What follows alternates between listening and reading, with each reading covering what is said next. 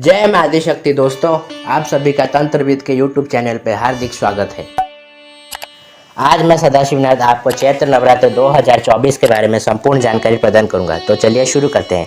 वैसे तो साल में 4 नवरात्रे आते हैं, लेकिन आम लोगों के बीच 2 नवरात्रे प्रसिद्ध हैं, जो हैं वासंतिक नवरात्र और शारदीय नवरात्र।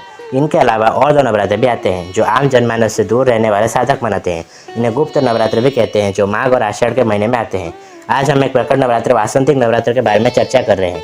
क्योंकि यह नवरात्र चैत्र मास में आता है, इसलिए इसे चैत्र नवरात्र भी कहते हैं। वसंत ऋतु में आने के कारण ही इसे वासंतिक नवरात्र कहते हैं। इन्हीं नवरात्रों में भगवान श्री राम ने मां अपराजिता की साधना करके सिद्धि प्राप्त की थी, जिस कारण वह दशानन का अंत कर सके। पूर्वी भारत में चैत्र नवरात्र की षष्ठी से नवमी तक वासंतिक दुर्गा पूजा मनाई जाती है।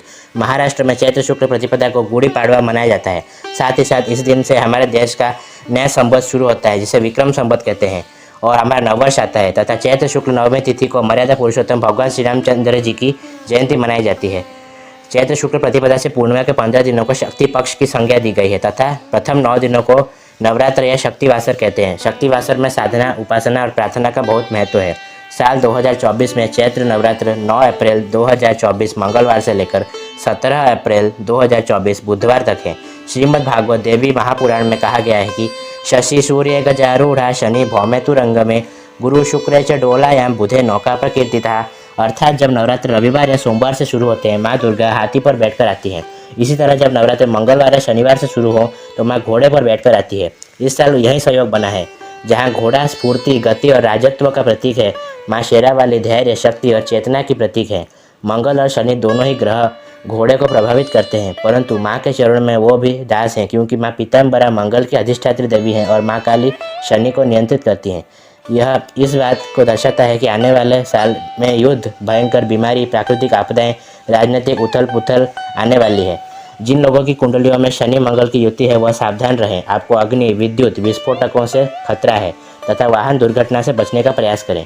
नवरात्र का शाब्दिक अर्थ है 9 रात्रों का समूह। इस कारण नवरात्र में रात्रि जागरण का बहुत महत्व है।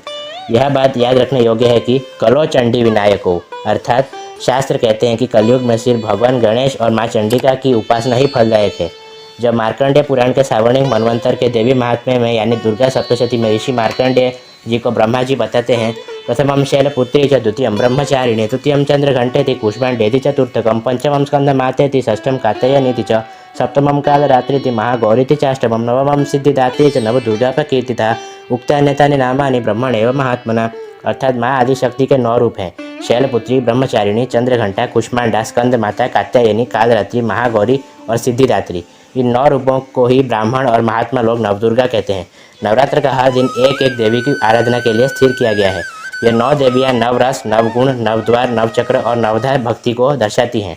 इनको 9 रंग, 9 फूल, 9 भोग, 9 तिलक और 9 मंत्र प्रिय हैं। उन्हें जानने के लिए हमारे चैनल से कनेक्टेड रहें।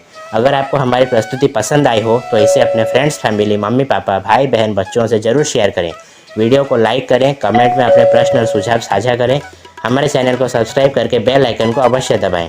और अगर आपको नवरात्र में शत्रुओं से छुटकारा चाहिए तो यह वीडियो देखें। मैं आपसे वही मिलूँगा। धन्यवाद।